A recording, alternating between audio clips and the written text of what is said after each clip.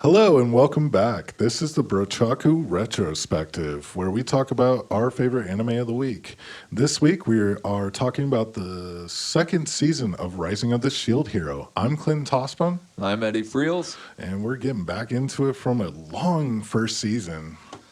Thankfully, coming back this season, we're looking at normal episode count, 13 by the 12, end of it. 13. So Yeah. you're looking about 3 hours of your life to get through this one. Not too bad. The setup of it makes a lot more sense if you look at episode 1 and episode 2 as a long pilot like they did in season 1. The rest of it feels a lot better. 12 count with a long pilot. Right on. And the first 2 episodes really just tie in together as it is. We picked up right where we left off. Immediately following the events of the wave, you start with the 4 cardinal heroes at a round table with the queen. Yep. And the queen's talking about, of course, as things go in these worlds, It's a big threat coming, man. stuff's coming down the pipe. And come to find out that the monster we're looking up against this time is the spirit tortoise, which is, think, if you're a Pokemon fan, it is Torterra plus Godzilla. Or if Take you your like corners, stretch it apart, massive. JRPG world boss. Like something that's like meant to be fought endgame. Yeah, definitely raid boss caliber Yeah. thing. Then that's what our main bro Naofumi kind of describes it as. Like, I remember that conversation because he's like, "Okay, this would just be like a raid battle," and the queen's like, "What?" And he's like, "No, nothing." And about the same time that little exchange is going on, you see a little like spark of I've heard this before in the other 3 heroes' eyes. And they're all just like, nah, man, I can't help with you. We got bigger fish to fry. And all 3 of them bolt.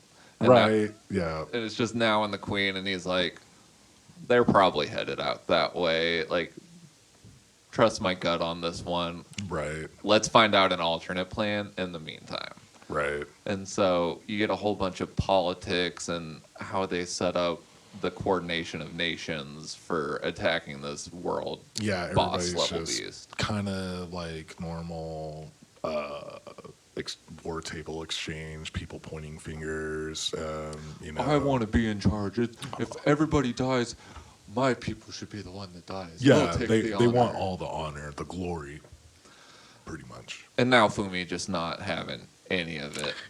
Yeah, he's not in it for clout. He's he still has the.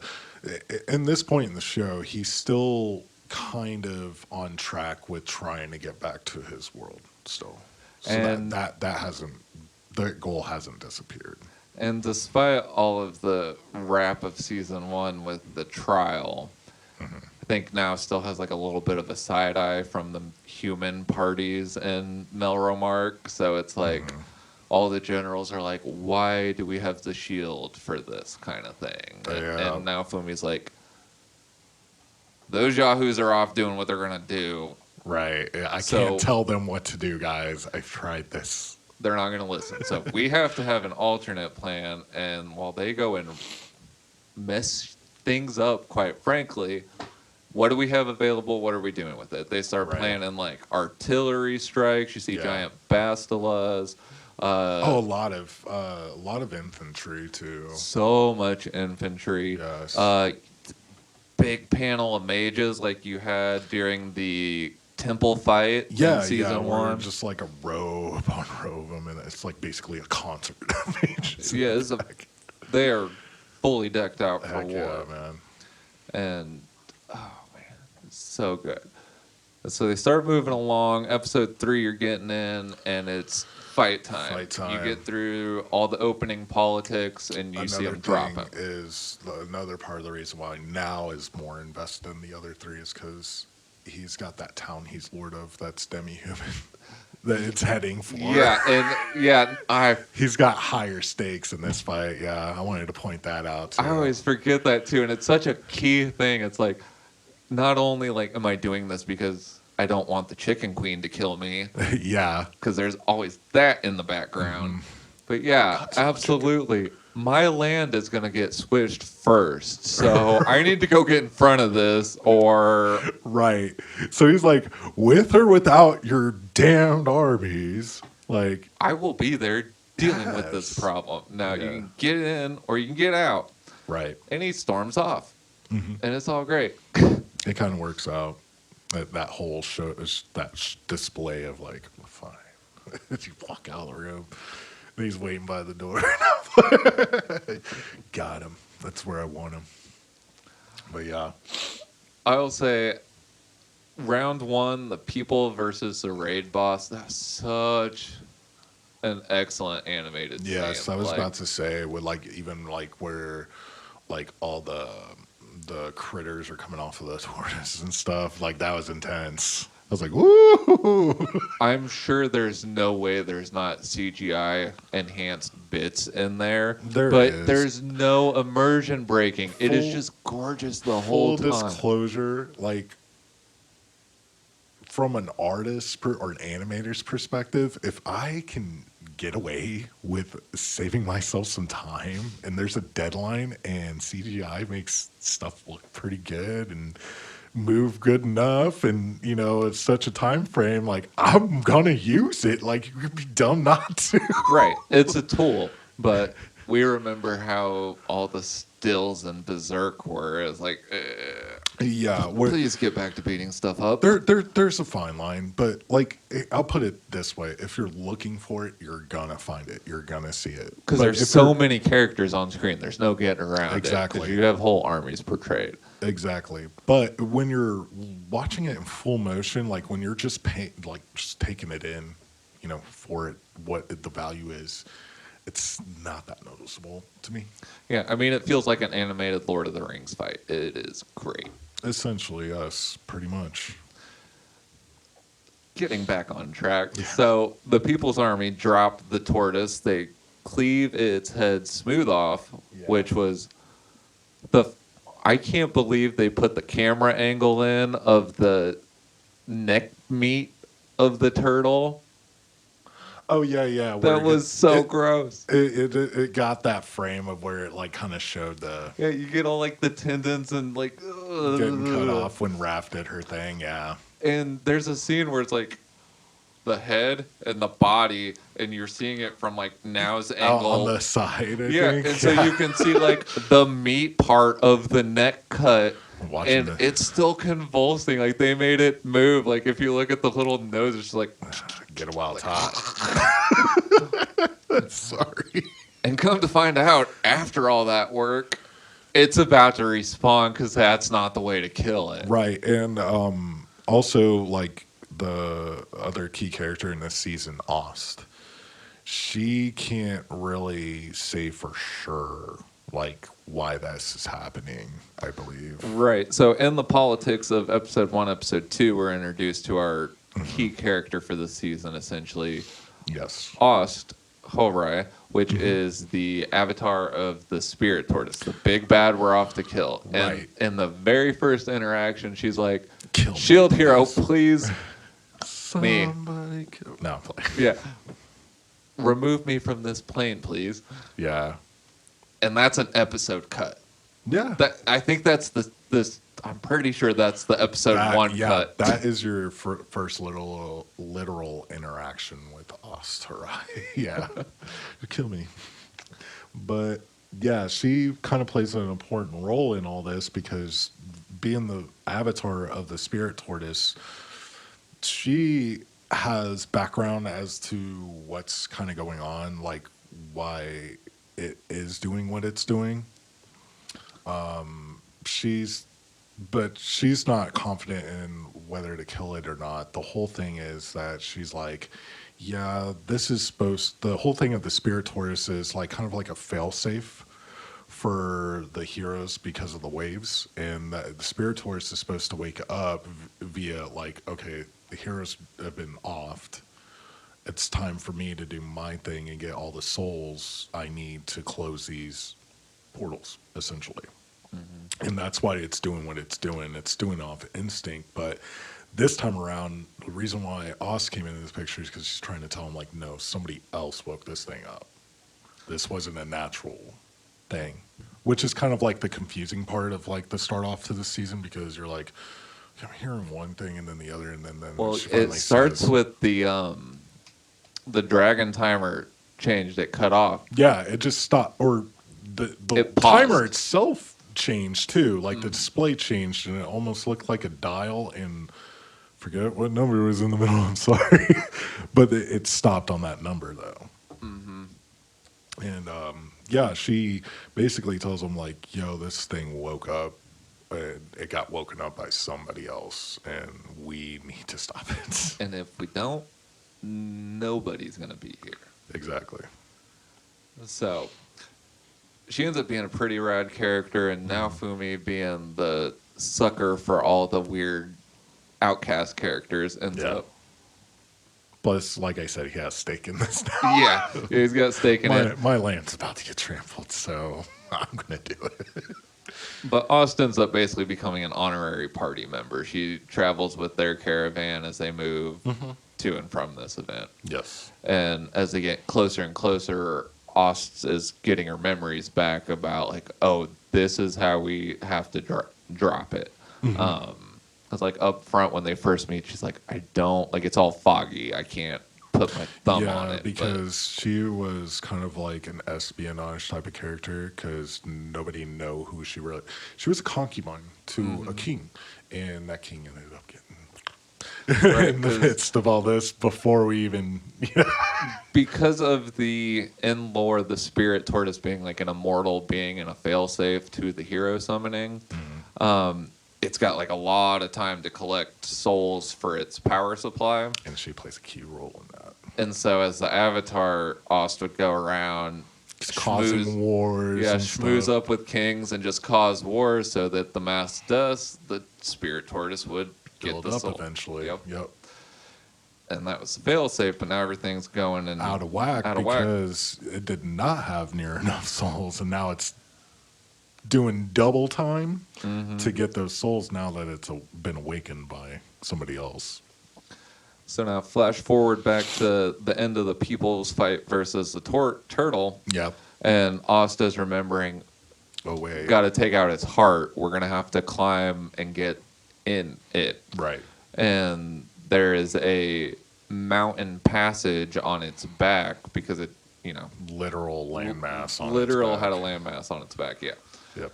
I'm starting to remember how to go down, and I think there's like a small section where they stumble across like a temple that apparently the people who had lived on the mountain worshipped the spirit tortoise or something like that. Yes. And so it was a nice little bit of extra world building for that I really appreciated, because I didn't feel like they needed to go that hard. Like they could have just turned it into mountaintop dungeon And then climber. transition straight into like, we're at the heart. Yeah, they didn't really have to throw anything in between there, but it was really nice to kind of get some of the background history on like, which is like, again, I want to point this out too. This is one of the big baddies of the world apparently. So this ain't the only one, but it's the only one we know of right now. And so I appreciate that they gave us some backstory on like kind of like almost like a kaiju-esque kind of Godzilla thing, like, oh yeah, we worship these monsters kind of deal. So it's kind of cool. Definitely. And so we get deeper into the turtle dungeon. Yes. And as we're running through, we stumble across our old friends from season 1. Yep. Lark, Thrace, and Glass. is Glass present at this point? Yes. Yes, all three of them Yeah, are it's just those three, yeah. And now as a group is like, naturally, why are you guys here? What are you doing here? Like, now is not the time. I can't be trying to deal with you and deal with this. Yeah, because keep in mind, last time he saw these people was at the end of almost season 1 when they were, I think, training on the island, I believe. Yeah. Well, they trained on the island and then they fought during the waves. So yes, that's right. Yeah. Yeah. So didn't leave on good terms No. at first. So yeah, we got that fresh in our like, It's you're like just trying to kill me. two weeks ago we participated in Mortal Kombat. And now I'm trying to save the world, and here you are. You're in the way, basically. But yeah, we run into familiar faces from the past, not so distant past, I guess, in this aspect. And we come to find out that since our old friends aren't here to mess us up, they spill the tea a little bit. And apparently, a vassal hero from their world is behind all this nonsense, and Yeah. they're here trying to stop that as well. Yes. And so they move on through the dungeon. Lark's team goes just the headstrong way and are That's what I smashing remember. through walls until they I find what they're remember looking for. Therese was like, it's just how he is. Right, because I'm pretty sure that's how they meet each other. Is like they're just walking in a room and then the wall explodes. Yes. And then boom, there they are. Yeah, there's Lark. It's like roll on a random encounter. Right, 16. The heroes that try to kill you bust through the wall. But they don't kill you. But yeah, it's kind of a cool little interaction that happens in that moment. I kind of appreciated the exchange a little bit because they both weren't expecting it. And so both teams split. Go And at separate this ways. point, we're also having a little bit of a battle against time. The head has head to is stay growing. off. Yeah, the head's about to reattach. That's why it was moving at first, because it's trying to The head go back on. does reattach. Yes, yeah. That's right. That was pretty sick looking. That almost kind of reminded me of like a dark kind of berserk kind of thing going on with the head. I was like, oh, that's pretty, that's pretty gruesome. Well, I remember there is another event with meeting the other heroes that goes on at this point, and that they send Philo off with them. Oh yeah, that's right. So as they've been starting to run out of time, Philo's been To save them time, he gave them Philo, I think. Well, yeah, because as they've been getting into the dungeon and moving forward, Philo has been in contact with Vittoria, and Vittoria's like, "Yo, I know this isn't your fault. The other three Yahoos aren't working with you this time because, frankly, they're being held hostage at the core of the problem." Right, here. yeah. That's So- why we didn't see them for a little while. Yep. And I remember, who was it? It wasn't Ref. It was Risha. She asked if the heroes were okay because she was in fear of the bow hero. She still wanted to be buddy-buddy with that dude, even though he kind of frankly treated her like crap last interaction. But I remember feeling sorry for her. Naofumi asked Philo to ask Vittoria, like, hey, can you check on the status of the other three heroes? Because she would know out of anybody if they ceased to exist at that point. And she's like, no, they're fine. Not dead, but You might want to get on that. yeah. And then in the meantime, while this is going on, Spirit Tortoise reattaches its own head, and Yeah. starts going on a rampage round 2 While against they're in the People's yeah, Army. Yeah, while our hero and our main group is inside the tortoise still. Yep, they're still in the tortoise moving towards the goal. So they send Philo with the team to try to help knock things out. And then now in the group, Ost is trying to lead them to the heart, I believe. I think she's acting like a beacon of some sort of radar. That's how they're trying to find it, I believe. Yes. And this part I get a little foggy on the details, so I think we might just roll a little bit forward.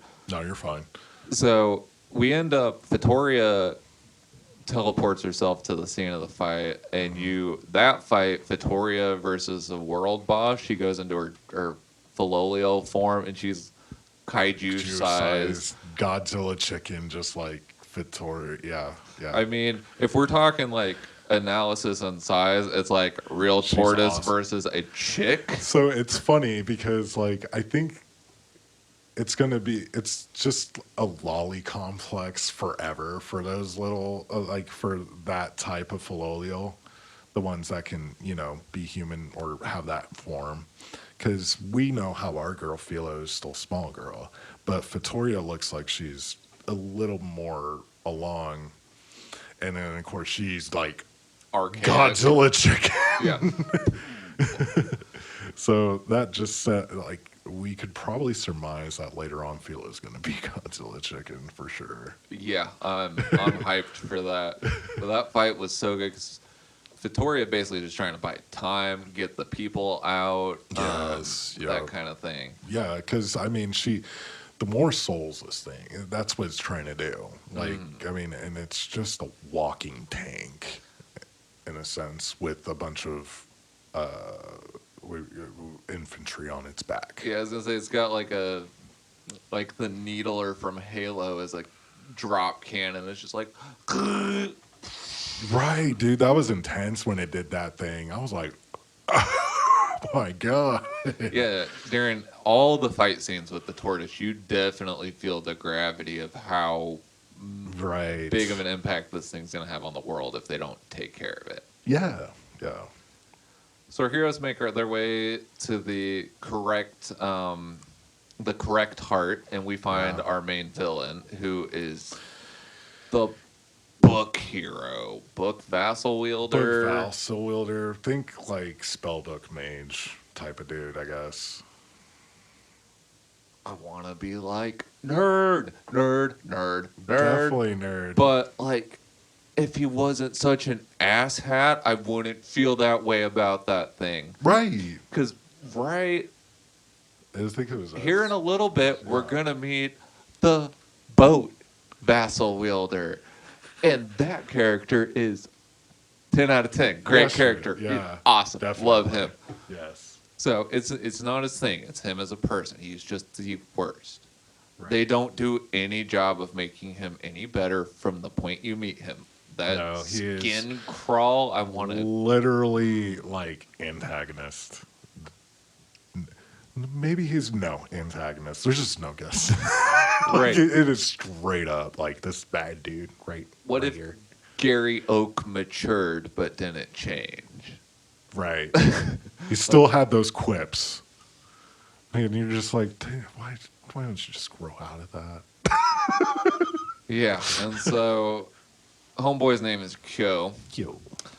And Kyo gives you a little bit of his story about how, oh, yeah, I was also pulled into this world. Same story as our cardinal heroes, which is kind of cool. And this is just a game, and why shouldn't I use all the resources? And since I can come to your world and take the resources, I'm going to do that before I take my own, because I can. And you're like, bro. Yeah. Like, talk about the biggest narcissist ever. Like, no one exists in his view, just him. Right. And so we get our fight versus the boss. You know, our heroes are gonna have a hard fight win. That's how these things go. Yeah, this dude fights pretty cheap too. Dude is so cheap. So his big deal is he's trying to siphon all the spirit tortoise powers for personal use.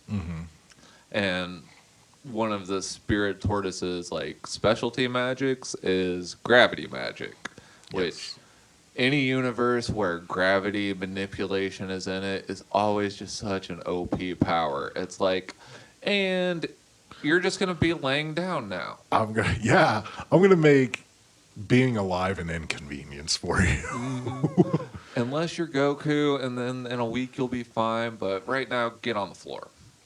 Exactly, and basically, he makes everybody drop to the floor. And Ost can't get up. Main group can't get up. Yeah, now it's just like, dude, I can't do that. Joe is maniacal laughing. Yes. And as the viewer, you're just like, I hate it, I hate it, I hate it, I hate it. And this is the point we start getting to have our like key developmental moment for Risha. Yes. Yeah, who's been kind of in the background for like since want to say the last quarter part of season 1. She's just kind Basically, of been in the background. yeah, basically since she was introduced, it's been like a slow leveling campaign. But like when you're first introduced to her, she doesn't want to talk to anybody unless she's hiding in her like penguin suit. Yeah, plus like well, part of the reason why she was so insecure is because like she was literally treated like crap by the bow hero and his entourage because she was the weakest team member, if I remember correctly.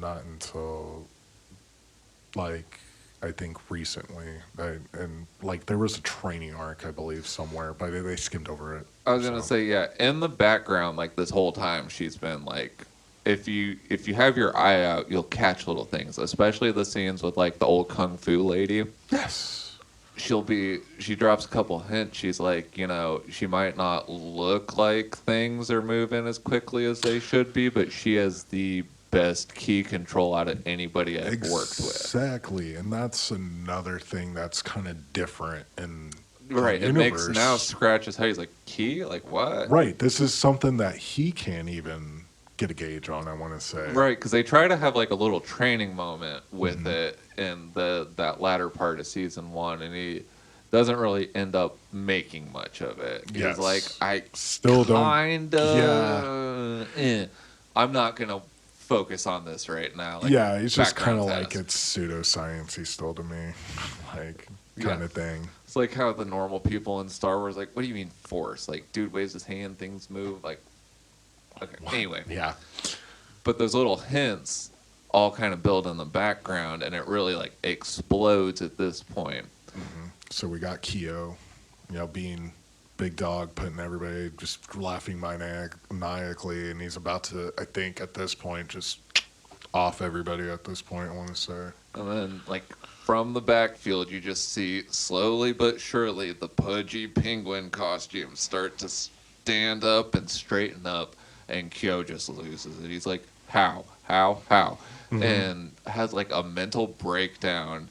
And Rishia starts getting on the shonen hero talk no jutsu, like, Yeah, it's my moment. I'm gonna tell you all the things I think, and you're gonna change your ways. right. And the whole time, Kyo is just losing it, firing off like his little paper magic things, and it is just like tearing the penguin suit to shreds. Right. And so it's very like symbolic in the moment of like shredding her old self to be Shedding her old skin and coming out of her, former self. her metamorphosis. And the whole Yes. time, now Fumi's like everyone's looking at this like, what is going on? Right. And Ostlets is the one that ties it back together. It's like she's got such a good control on the key in her body that she's moving her body by controlling the key bits Points. inside it. It's Yeah. not muscle. It's that. And now it's like, Yeah. and so we end up fighting to basically till Homeboy's like, I gotta run away from this. Yeah, he's like, oh no, you're getting too close. Right. And so we get a very unsatisfying ending out of Mr. Kyo. Yeah, he's just like, oh, But- disappear. Before he heads off, he makes sure to fulfill Asta's original request from now Killed and took her out, just- which set So- everybody into a rage. Yes. Everyone's having a bad time. Yeah. The- Very somber moment. They end up destroying the final heart for the spirit tortoise, so that's no longer an issue. And Kyo's little portal he summoned is still in the room. And I thought this was a really fun episode because like it continues all the way through the credits, so you feel like you're going into something new and exciting after this. Yes. Like Yeah. it definitely, like, we're halfway through the season now, and it feels like you just had a nice close of here's arc 1. Right. And so portals open, our friends from the other world run through, and they're like, we got to get back, like, point blank. Right. Like, obviously, we got to handle that guy. Right. And what so now Fumi, in a fit of rage, goes to hop in it. Try to, yeah. No. Is he's this- just, Is this the first use of the cannon? I think so. I want to say so. Yes. Yes, Okay. it is. It is. That is. Because Austin locks it. That all right. I'm back with it. Yeah. Um, so during the fight It with Kyo, reminded me. Yes. yeah, 'cause that's a big deal. It Yeah, it is. It influences is everything everything. going forward. I got so hyped on Rishia is such a key part of that scene. I forgot the actual key part of that scene. Yeah, that play ties it. That's why they're continuing through the credits because they're something's happening. Yeah, yeah. They took advantage of the full 24 minutes that week. Heck yes, love it, love it. So towards the end of the Kyo fight, now goes to pull out the Wrath Shield, and the thought because they finally have the revelation that the final heart is Ost. Lost. Yeah, and so she's got to go, and they don't want to do it. Now I was like, I can't do it, but I got to do it. And so he's like, the only way I can do it is I got to pull out the Wrath Yeah, Shield. It's right? it's- Naturally, it's- because I've caused pain via this before. Yeah, it's the only thing I got that does DPS. And so he pulls it out, tries to get mad, tries to get mad. Can't do it. Can't do it. Can't do it. It's just And- not in me. In the background, Rishia is like fighting Kyo, and he's like, ugh, can't do it. Which then, a little bit ago, now put a piece of the Spirit Tortoise shield, or Carapace shell. Yeah, shell. Shell, Yeah, that the word.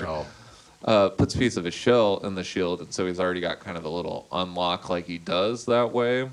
And Yeah. because he couldn't do that unlocked fully a new shield, and you see the Spirit Tortoise shield for the first time. Yes. And it comes out like a angelic cannon, Cannon. frankly. Yes. And so they use that, and they drop the main heart. Yeah. Kyo hits Ost. Everybody's mad. I'm a little foggy, but Yeah. That's best what's- scene ever. You'll have a great time with it. And Yeah.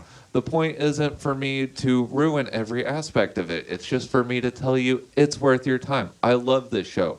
I should go back and watch that episode. I mean, moving forward. Yeah, I mean, yeah. It's another disclosure here. We're not doing a super spoiler kind of deep synopsis on every aspect of every episode. We're kind of just giving you the general consensus. Like, trust and believe. There's a lot of good action sequences in here. I know there's a lot of. There's online threads saying like the second season was very meh, and honestly, this is like my third time watching this thing. It's not standalone, maybe, but try to watch this right after you finish episode 1.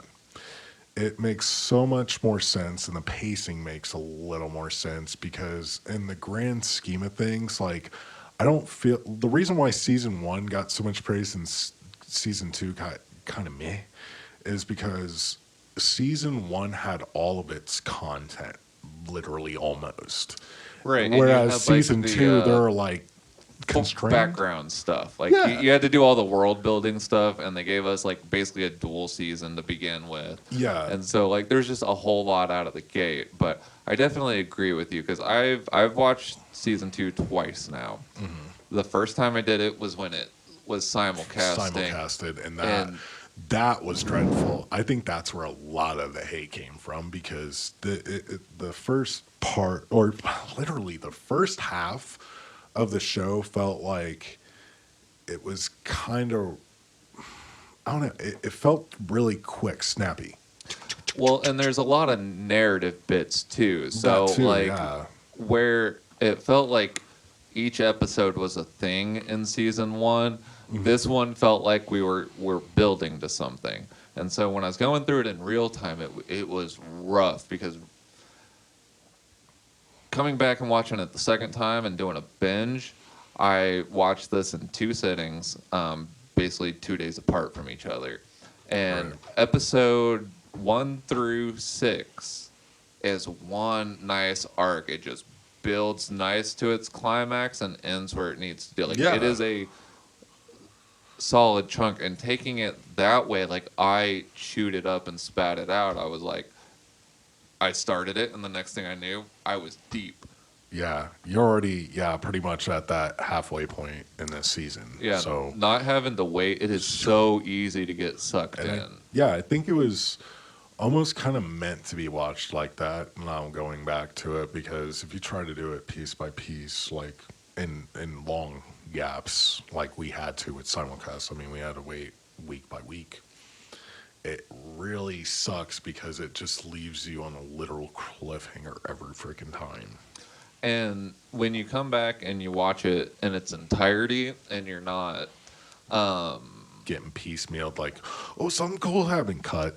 right, you come to realize that in Shield Hero, they don't really do a lot of time skips. Like when you play the thing out in its entirety, it's like event, event, event, event, event, event, event. There's never like a pause and come back, Right. and now our heroes have done Drastic change. right, Dude grew a beard. Like, or let's go on a 12 episode training arc. Like none of like that. where It it is kind all of like does. nice. It does that in Vagabond. It does that in Vinland Saga. It's done that in Dragon Ball Z. Let's be honest. We have time skips in a lot of anime, and this one, I feel like the time skips, if they're there, they're minimal. Right. And even then, it's like, okay, and this day he bought the balloons, he sold the thing, he went to bed. So it's like click, click, click kind of thing. We repeated this for a week straight.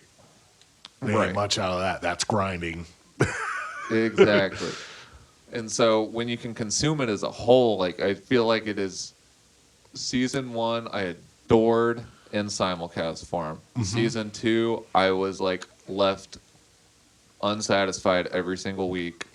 Season 3, I loved every single week. Like it kind of had the same thing going on for season 3, where it's like it's all building into each other. So like you're still wanting next week's episode, Yeah. but where it was like almost the Gundam vibe in season 2, where it's like I don't know how many episodes I have until there's the thing I want to see. Right.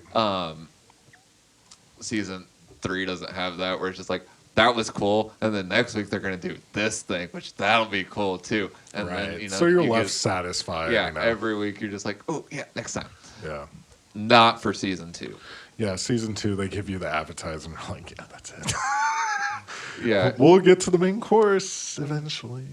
Here's another appetizer. Once you get through episode 6, like it is action packed the whole backside. Like every episode, we go back Right, to the like because stuff's going on. Now we know what the real threat is. Now that we know we stopped the spirit tortoise, right? You know, but this guy is going to be a problem. Yep.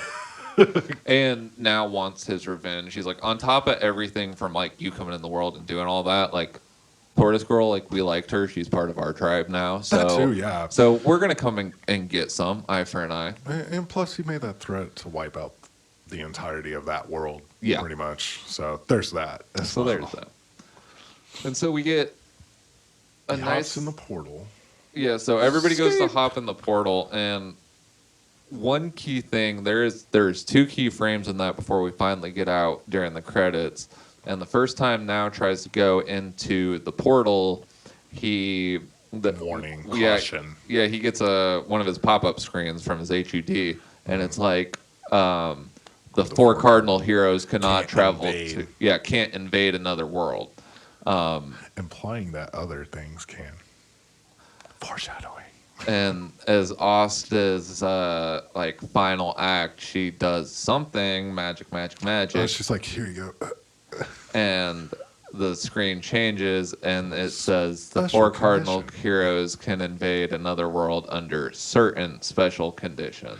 This one being that the spirit tortoise has passed away and is like, you know what, I'm a celestial being. So Yeah, rules change. being from another world came over and killed our god, so we got to do something. Go Right. get him, Shieldy. Exactly. Which kind of gives you foreshadowing to how important those things are. They're literal pillars of not just this world. But it seems others, because you do get that drop that Kyo's like, I could have done this in my world with thing X, but I thought, why do my world first? Yeah, why do my world? I'll just off as many worlds as I can, stockpile as much energy, and then there's one last hurrah. Like, yeah, crazy, crazy dude. Total neat. So as we get Yeah. through the portal and have all of our special conditions met, Yep. we have like a crazy beam of light scene, and our heroes wake up in a jail cell, Yep. and Philo's not there. Yeah, so Philo's elsewhere.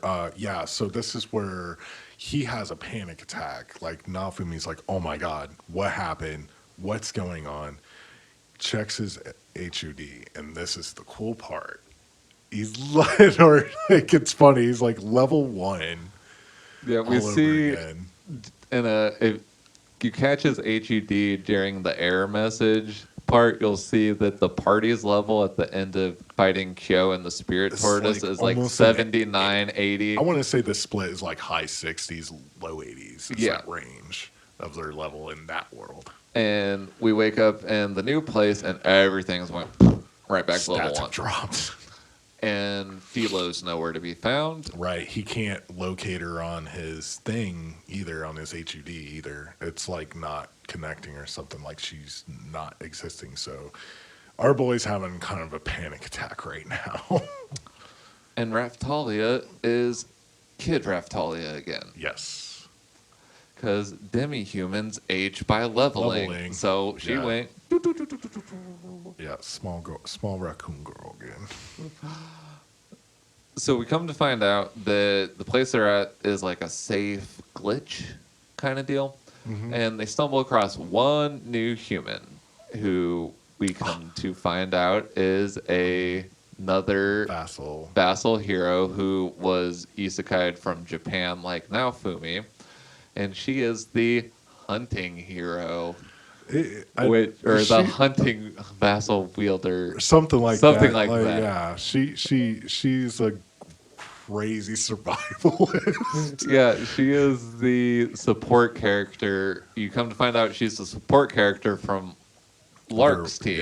Yeah, and their team. just like how Naofumi can't really damage anybody with his weapon, you come to find out hers changes into like a fishing pole, a big hunting knife. But if you use the knife on a human and she like slices Naofumi's neck and nothing happens, she's like, Yeah. I couldn't hurt you even if I wanted to, but it'll turn into whatever she wants for like those kind of purposes. Right. And so we get introduced to her, and it's like, all right, well, we got to get out of here. We come find out we're basically trapped in a temporal prison called the Infinite Labyrinth. Yes. And It's like its own pocket universe, yeah, pretty much. and the hunting hero has been trapped here for who knows how long at this point, trying to escape. And Years of some sort. so we get a quick training arc on the island. We get Raftalia up to level. Yeah, because there are critters there, I believe. and so they do like a training arc, get Naofumi and Raftalia and Risha up to level, and then Naofumi's like, well, this place has to have a weak point. They say no one can get in or out, but He's there's like, let's go as far as possible. right. He's like, I just want to find the edge of this. Have you found anything weird? What's the farthest you've gone? And she goes and takes them way, way back. They go into a temple and the back room of the temple, and there's like a boarded up section of the wall. And you look behind it, it's just white. Yeah. Nothing going on. He's like, aha! It's like, that's it. And the hunting hero's like, but I can't get out of here. Like, I know this is basically the boundary, but I don't know how to get past this. Right. And now it's like, oh, no problem. We're just going to like overload it and force our way through, like breaking a computer program. And she's like, wow. Yeah, like where he's thinking of it as here comes the game logic kind of thinking, like from him, like, you know, having that background. He's like, if we do a bunch of stuff in this one concentrated spot, like the program's gonna freak out and be like, I can't keep up, like I can't process this much all at once. And that's what he's trying to exploit, I believe. And he basically jacking the giant beanstalks his way out of there. He pulls like a bramble plant thingy out of his shield that he picked up somewhere on the island. Was it yeah, I was about to say. And I don't know, he does something with it, and then he throws it, and then giant foliage. Grow, grow, grow, grow, grow. I want to think that he uses that one thing, the shield from a long ways back season 1, Spear Heroes problem that he caused, that plant growing. Yeah, he basically did that and just supercharged it and forced it to grow into the void space. And after so much, limit broke, and now Fumi's like, all right, we're going. Are you coming with us? Because this is probably going to fix itself. Yeah, and it will. So, yeah, she decides to tag along now. And, yeah. And she ends up being our key figure to get us through in this world. Yeah, she's pretty much the guide because our heroes in a different world now. We're in the vassal heroes world now. Everything looks a lot more like old Japan so far. We got the feudal Japan vibe definitely with like the silk kimonos and stuff like they're wearing and classic architecture. Swords you think like are all katana, like that katana style and everything. Yeah, like the old buildings in Kyoto. That's just like everywhere. Like so, this is a big contrast from the Western type of fantasy world that Naofumi is used to. Yeah, Melromark is definitely more like I would say more like Spain, Portugal vibes almost. Yeah, that's fair. Definitely. So I want to say more north, but with how much like they're like, you see like coastline from Melromark. No, and it seems like there's a big navy. Yeah, almost aspect. like the Christian Crusades back in the day. Yeah, like the Templar Knights and everything. Yeah, definitely. Yeah. So that's about how the two worlds feel. So yeah, we're getting introduced to our new world now. Like you know, Eddie said, we're in a feudal Japan type of setting and everything, so now has to pretty much get accustomed to this world and its laws because it's different from Melromark, of course, and we got different things going on a little bit. And so also as we come out of the prison, a little bit later now notices on his HUD Philo pops back up. Yes, but it's like super far away. Faint signal, can't pinpoint, but name's back on the HUD, so that's a good sign. Right. And so they're like, all right, well, we're all here. Our two objectives are get Philo, mess up Kyo, go home. Yes. That's the to-do list. Yes. And so they head to the Phantom, or to the Dragon Hourglass, because they're going to teleport to... friendly nation for the hunting hero because the temporal prison was a trap, so she was basically in enemy territory when they popped out. Enemy territory, yes. I remember that's how she got into that pickle, and they were like, okay, we might want to get out of here. And so they go to the Hourglass and summon the portal. Well, homeboy D-Bag Kyo wanted that to happen and set him up. He does a setup. They don't explain it fully. It's one of those you just have to accept as a viewer. This dude's super smart, and it makes sense he would be able to do this, even if you're like, why would anybody listen to this guy? Right. Well, apparently some people do. Yeah, he's apparently hot stuff in this world. It definitely feels more dog-eat-dog perspective. It almost does. It's a little different from our Shield Heroes background from Melromark, where he got treated like crap, and like that was because like the Three Heroes Church was manipulating stuff in the background and selling propaganda and stuff. This is a whole different type of thing, pretty much. So. And so, as they try to port, Raphtalia doesn't glow. Risha, Hunter, Naofumi all start to glow. Yep. And like, no. So you get a nice episode cliff ender of them get ported off and now just throwing a rage fit like, I'm gonna... Right. So now he's lost both Philo and Raph now at this point. And I think Raph gets imprisoned because... that's what that freak set up. He was just like, well, you know. So as we move on, now definitely has the better time of it. We get introduced to the boat hero. They're That's starting, awesome. which he's a giant bunny. Uh, I don't know. I I don't don't have know. anything We bad to say talk about him. about demi-human, but he's like full-on bunny. Dude. Sentient bunny. Yes, intelligent, super intelligent. It's awesome. You just gotta accept it. And so the boat hero takes us to our three friends, Lark, Thrace, and Glass. And come to find out, they are like the kings in this world. Yes. And so we have a nice little reunion arc. Everybody's kind of happy. You get to see now Fumi's vile merchant skills in this little interchange, which, oh my gosh. It's crazy how quick he can figure out like how economies work, even though this is like a different world now. So apparently his like spirit point potions he can make is like the only thing that heals the spirit people in this world. And so they're ready to pay like a high price. And oh my gosh, the street because hustling that's scene from where him and Rishia mask up and they're just like, oh, yep, this much today, this much today. They come back the next day and they're like, and trip her so we break all of it and can sell this one at a ridiculous price. Yeah, dude, it was pretty vile like tactics that he used to just like practically monopolize the economy on that aspect there. Cha-ching. Oh, here's a resource that nobody can collect here. Right, yeah, because it's like Exclusive a in god their tier world. thing in their world. You'd It- have to pay an arm and a leg Yeah, and a 'cause- life and a half. Yeah, so this world that we're in is almost like a mirror image of like the world we know from season one, Mel Remark. It's like things are kind of flip flopped.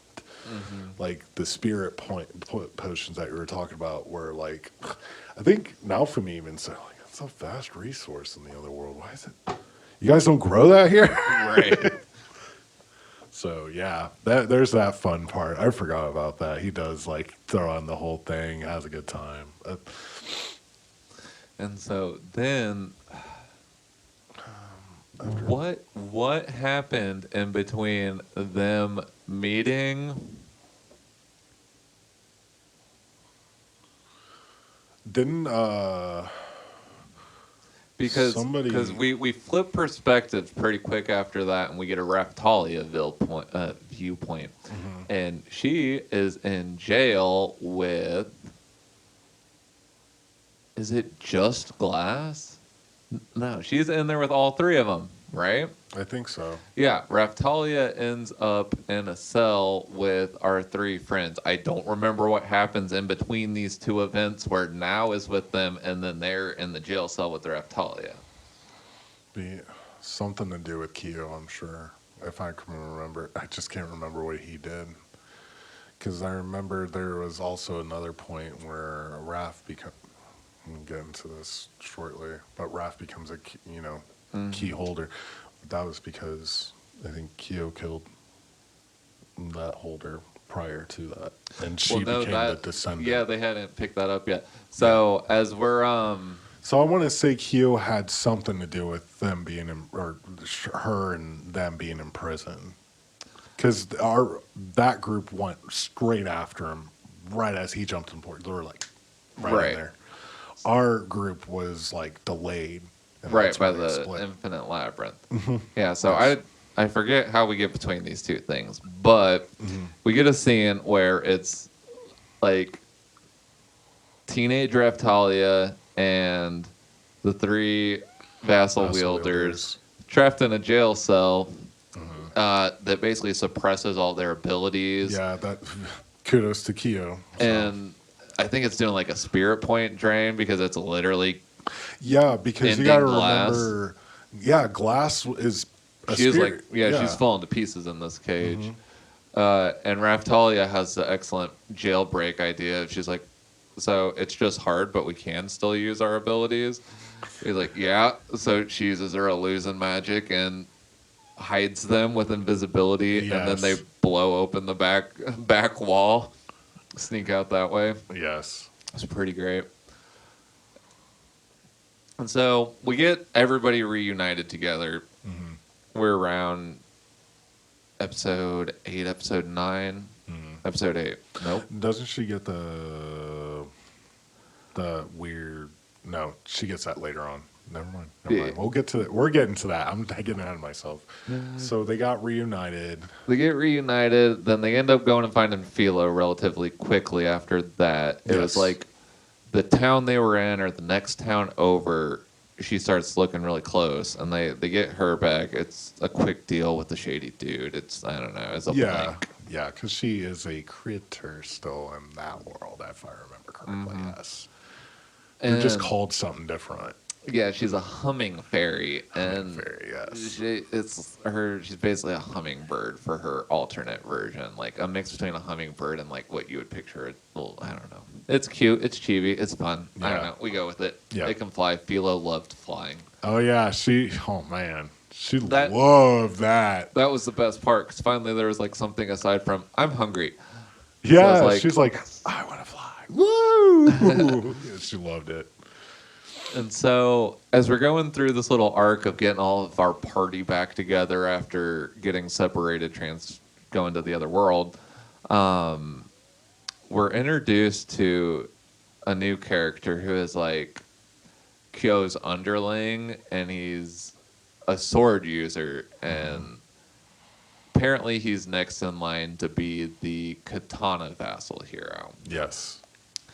And so our party ends up at the shrine that has the katana. Yeah, this is where the gift is bestowed upon the next user. Yes. And so it's one of those. Apparently, since that one had gone unclaimed so long, it was like it picks its master kind of thing. Mm-hmm. And so when our dude goes to pull it out, the thug literally he's like this close, has his fingers curling around it. Yep. And Raftalia gets enraged by the situation because this dude is just a grade A scumbag. Yeah. He's just dirty. Yeah. I'll let you draw your own opinions, but he's not painted in a good light, and you easily hate him. Mm-hmm. Right. And so, obviously, we get into that altercation between that dude and Raftalia. Yep. And you want to talk about how Raph puts him in his place? Because my god, dude, yeah. That sword fight was pretty cool. Mm-hmm. And just like, it was so cool because like they were really selling that feudal Japan vibe with that sword fight too. Like it felt like a showdown between two like Ronin samurai almost. Right. It really did. I was like, she has that sword work, dude. and the whole time you can just tell she's like, this is nothing. Like, what are you doing? Like, it almost seems like as the fight's going, she's just getting better. Like, right, she's just learning from her mistakes in real time. And not that she was making mistakes. It was like, I was good. Now I'm perfect. Now I'm just like, you're a child. Which is kind of crazy because, like, she, just like our hero, started from level 1. Mm-hmm. But we're going to get into why that is, though, why she's such a natural all of a sudden. But yeah, so she's literally whooping on this dude, like just basically playing with him. Mm-hmm. And I think it wasn't until like she tells him to back off. Yeah, she's like, I don't want to stop. And and then like in like a split second, I think it was pretty cool. It's like the calm like sword stance, and she's like, wow. It's the apple the flash draw. Yeah. She flash draws him. Yeah, and he starts to scooch a little bit, and she's like, he was so cold. Yeah. Because she goes up to him, she's like, I told you to cut it out, and if you move, you're done. Like, you are not and held he has together. to stay there, and he's like, you better not move and have your girls come heal you. If you move even the slightest, your life is forfeit. Yeah, she made such a fine cut that nothing in his body could register at. Right. Everything is still pumping blood as long as you do not move. And then, of course, D-bag Neat is like comes and flicks him over in a later cutscene. And then he's Then and I he think zomboids him. yes, yeah, I forgot he does res him. 'Cause He's that's such how, a oh my that's god, how he's he such a freak. that's how he breaks his one subordinate's like affection for him. Because like right towards the end, Oh, you mean the two girls or yeah, the yeah. yeah, because we meet Kyo's lackey thinks she can like 1v10 the combined party of Now and Lark's group. She runs into him in town with like a sword straight out of Soul Calibur, eyeball looking everything. Yep. And she's like, I will defeat you for Kyo because I love him because somebody has She's to. brainwashed. Oh my god. She is so manipulated. I felt bad for her. I was like, Her whoa. backstory almost didn't even save her either. Like, Not really. It's just like, okay. She made poor decisions. Yeah, pick friends, good people. That's the only thing I can tell you in regards to that one. We just hope that one that person gets better. But obviously, she does not win the 1v10. Yep. Our boy now is observant, so he makes sure no real damage happens to the town. But come find out, Lark, young master, is the next king of one of the capital countries in this world. He would kill you right now if he heard you talk because he doesn't like to be referred to as the next in line. He hates that he's royalty. He hates it, but everybody loves him. He is like the beloved king in town. Everyone's cool with him. He Poster does boy all the right things. Prince. Like really is. for as much swag as he has going out to be an adventurer, he is like what you want in king is great. Yeah, he's very fair.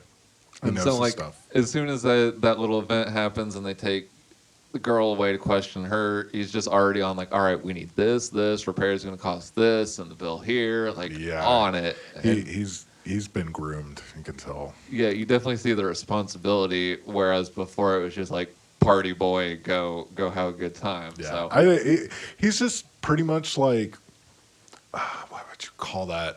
Didn't I want to say Sinbad in a way, or A little like bit. somebody that's like, hey, you're supposed to be here to control stuff. I'll be fine. I want to go on an adventure. That It's like, kind of king, I trust you. Like, should I not?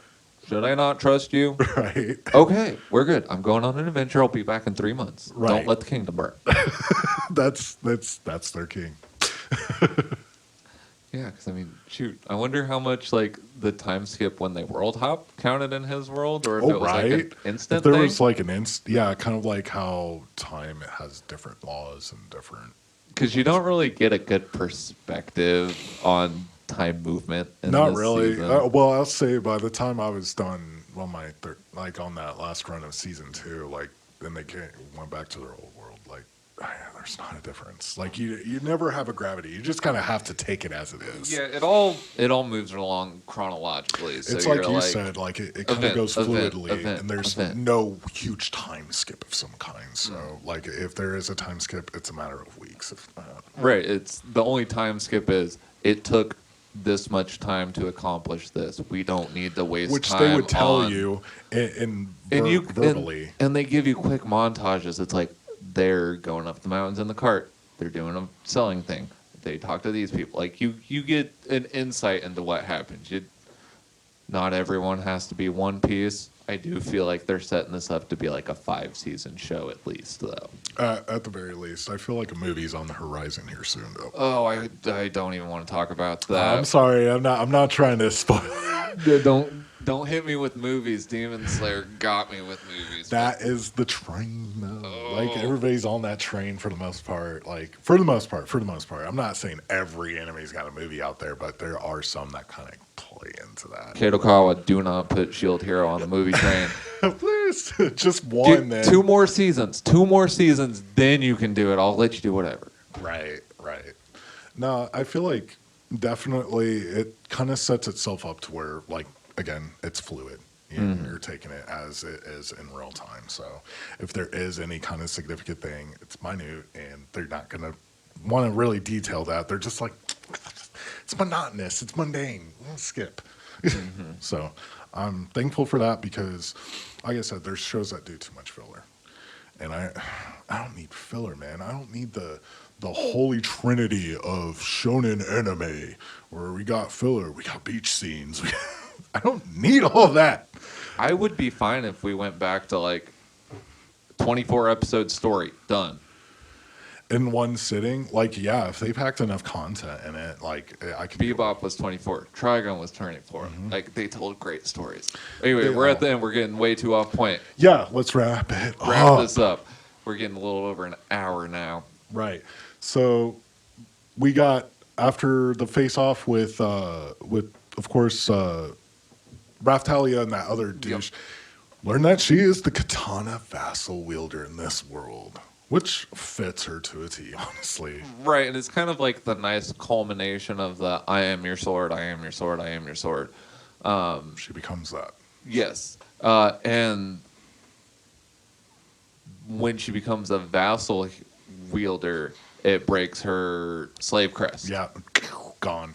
Which that kind of upset her, but then she kind of had her growing moment. She's like, "No, I don't want to be behind you. I want to be beside you." Like, we're slowly but surely getting the Yeah, the couple thing going on. Yeah, I know. But I am enjoying Naofumi still treating her like. yeah, now Fumi was like took it like, oh cool, you don't need that anymore, like because Right, you're broskies, you got a weapon too. you're growing. Love it, bestie. Put her in the friend zone every time. Even Ost made a comment on that before she passed away when they were on the camping. She's like, no. It wasn't Ost. It was Kizuna, our hunting weapon hero. She's like, man, this dude is dense. But that's because you gotta understand, like He is intentionally dense. he is. He really is. Because you got to think the first time he interacted with Raftalia, going all the way back to season 1, we're going to do this in the third season too, obviously, I think. We're going to touch back on some season 1 stuff because there was some significant stuff that happened then. But anyways, he saw her as a little girl. She just grew up with the level. That freaked him out. And I think he's still not registering that at this point. He's like, little girl still. But no, I'm an adult. No, you're not. No. You haven't been with me for a year yet. Yeah, my human clock says no. Which, thank God, somebody has drew the line. There's not enough of that. He's a great protagonist, honestly. Like, we got a lot of isekis out there that are like, your main character is a good dude, has good intentions, but is a perv. Harem. Is a perv or a goofball of some kind, or some kind of quirky thing. No, Naofumi is just a shut-in otaku that is a pretty. It feels like an unintentional harem. He's like, I don't want any of this. Like, if you weren't fulfilling a purpose, you wouldn't be here. And he's not like, Kirito about it either. Yeah. You know what I'm saying? Where Kirito's like, no, like I'm a one love. Oh my god. So I hated that whole. That was forced. I'm not dissing that show. I liked some of it. Come on. It had its moments. It did. But anyways, back on our plot point. So we got our katana vassal hero now via Raftalia. So now we're party's all up to level. We've got everybody ready to go, and we get our final battle with Kyo. Yes, we're hitting to that point. We know where he's at. We need to take care of that. And I'm not going to spoil too much of the fight, partially because I'm drawing a blank on it, quite frankly. No, you're fine. My big key takeaway from that is, like, you get a massive exposition dump about the book vassal wielder in 11 and 12. His and it's background history, and like it's kind of showing the connection between. Yeah, his life was like very similar to Naofumi's. Definitely like the Shut opposite. in otaku, but he kind of took. He was like the opposite side of the coin, where like Naofumi's like, I just do this because it's fun for me. I just look here, there, it's all cool. And it was an obsession / lifestyle for this guy.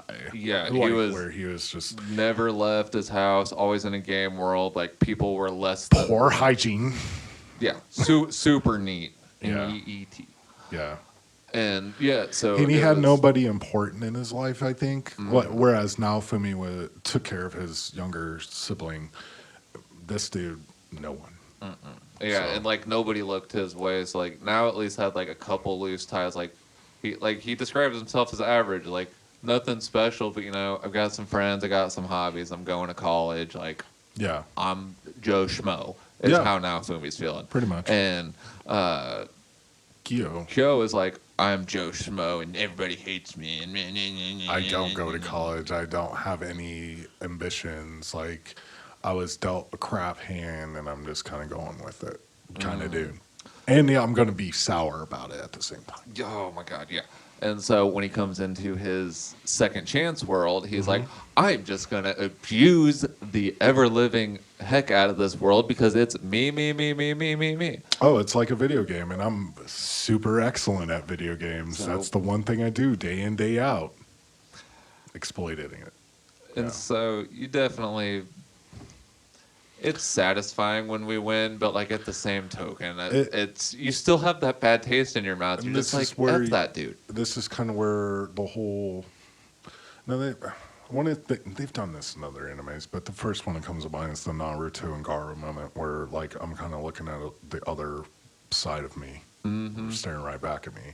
Naofumi's having one of those moments during this fight, like where he's like, I really could have. There was a point in time where he was going to go that way via the Wrath Shield. Yeah, because- he's having like a big come to Jesus moment about his 'cause wrath shield. He was here. about to use a Wrath Shield at that point in time. He was like, I don't have any other options here. Like, again, he's exhausted all his other options at this point, and everybody else is preoccupied. Lots going on. And then we get round 2 of the turtle cannon.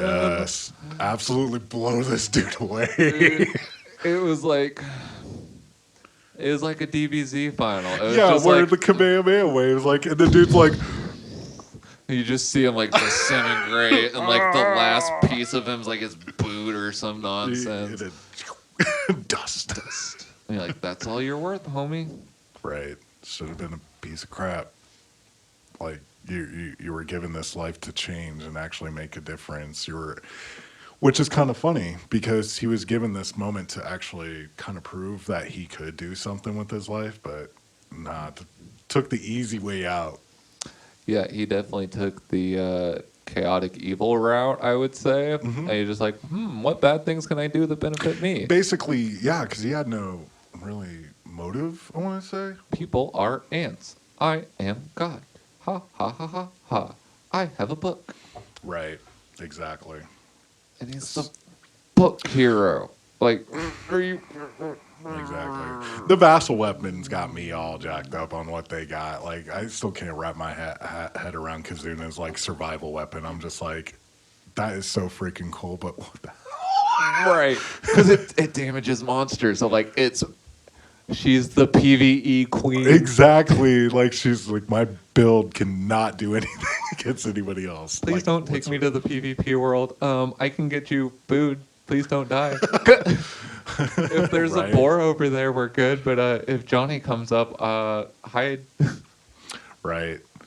But yeah, we get through the fight between both of the neat face off, but our boy comes out on top because he has that other side of himself. Like he was about to use the Wrath Shield, but he's like, no, I learned Pretty through sure he Oth. hears Ost's voice in the back of his saying, head. yeah, It's like, don't do it. hey, you actually got a power that will rival, if not surpass, the Wrath Shield. It's like, And I already it's- gave it to you. Please use it. Don't kill hatred with hatred. Yeah, Kill she's hatred like, with... let it go.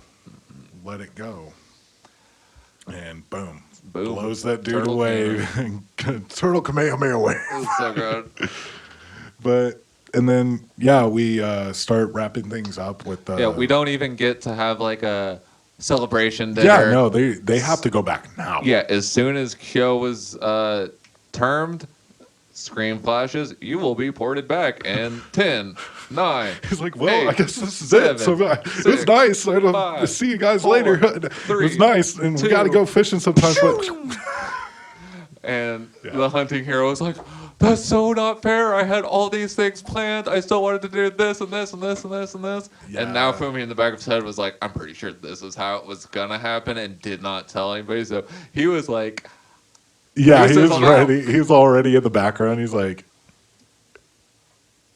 Whoops, nothing I can do about it.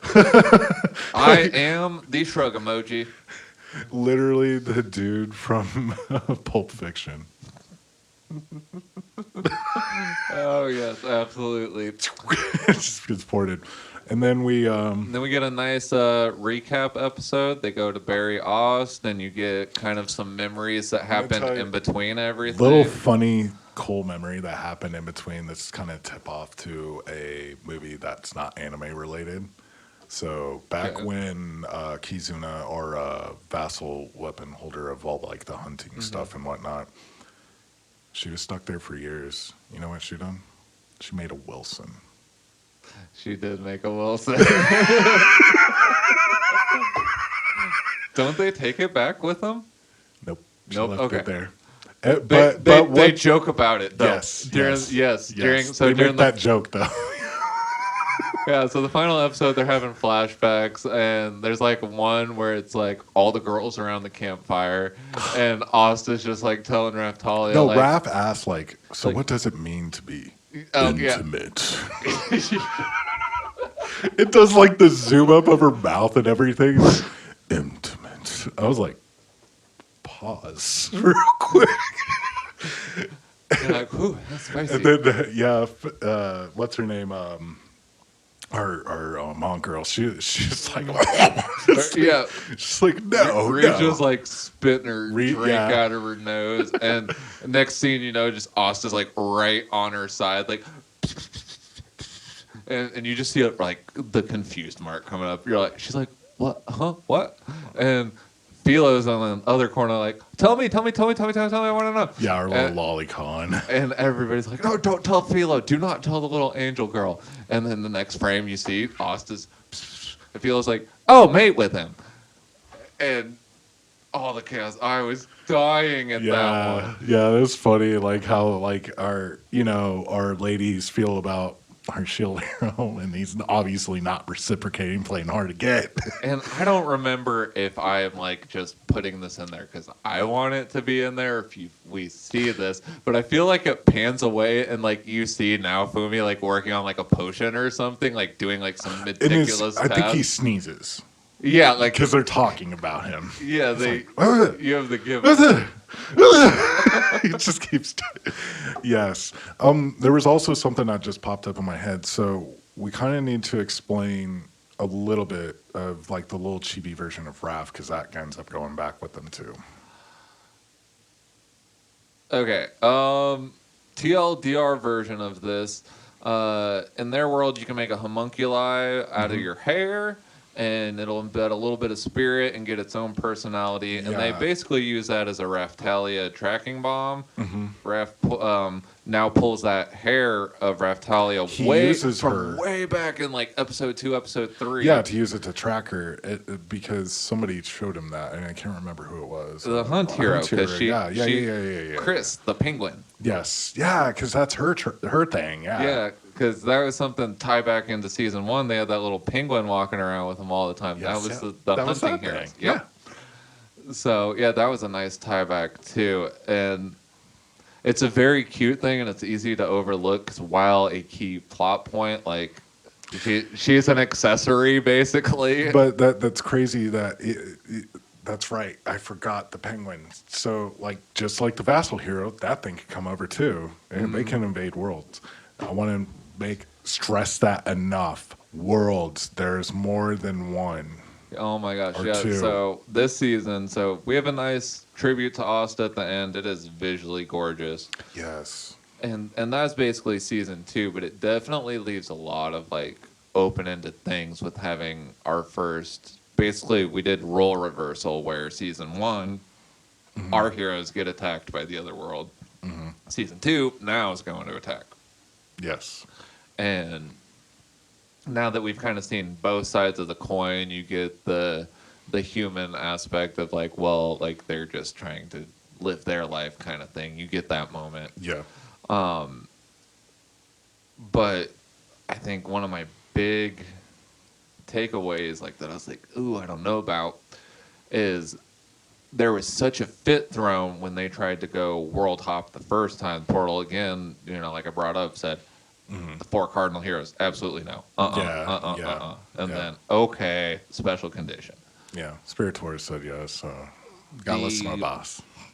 the vassal heroes, we already know that Lark and crew were able to make it over. We don't know how, but they apparently have a thing 'cause they've done it twice now, and that we know of. Yes. Yeah, exactly. Who knows how many times they've done this? Yeah.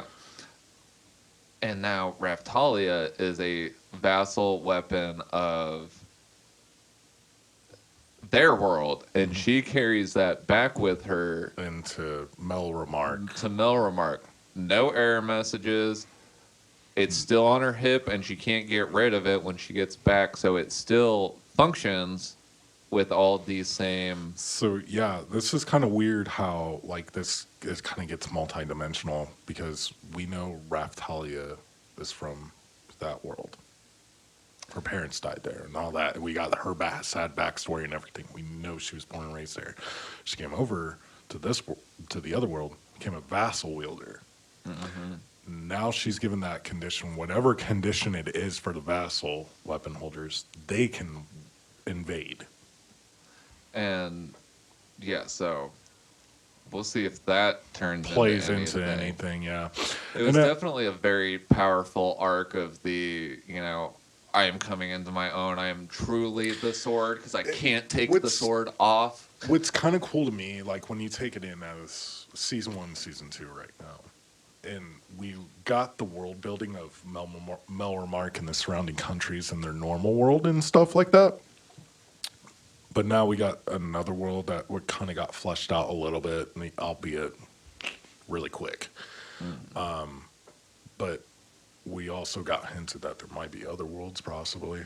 So I feel like we're not only just world building little worlds, it's part of a bigger Right, map. and you get a lot more chess pieces on the board too, because you're like, oh, Now not we only got- do we have our 4 cardinal, they have their 4 vassal, Vassal. and then like another 8 subclass with like the boat hero and the book hero and that kind of thing, and it all was like they So have what's next? they have so much potential to go the super long route, which is my worry with this one. Kind of like the whole expanding on like the weapon categories. It and could be either everything. really good or really bad, but if they're going to try and keep the pacing like this, it seems like it would be... I think it would, yeah. I think we can have a satisfying conclusion without going to 300 episodes. Yeah, it doesn't need to get too multi-dimensional, obviously. Like there's, as it's been said before, this is like the what rendition of like the Shield Hero now. Like there has obviously been a Shield Hero before now. So like this is like where we got a bigger picture here. It's not just waves of catastrophe, get them all through them and you can go home. No, there's some bigger problems out there now. We got these mofos that can invade your world, and one of them did because he's a piece of crap, and you gotta go deal with them. And yeah, there's more to it than meets the eye, I guess. So Yeah. And having seen season 3 already, it does start to open up a little bit more. right. But with that, I think we've about covered all of I our think so. season 2. Yeah. We're passing an hour and a half now, so I think if we get 2 more in the weeds, Hung we're up on just... what ifs here. Yeah, So, we'll be you stuck know. forever, or we'll just be... It'll convert to a Dragon Ball show because somehow everything references back to that. Right, So exactly. with that, this has been our retrospective on season 2, Rising of the Shield Hero. Still one of my favorite series as a Highly whole. Recommend Iseki for me too. So with that, we're gonna wrap. I'm Eddie. I'm Clinton. You've been watching Brotaku Retrospective. See you next time. Later.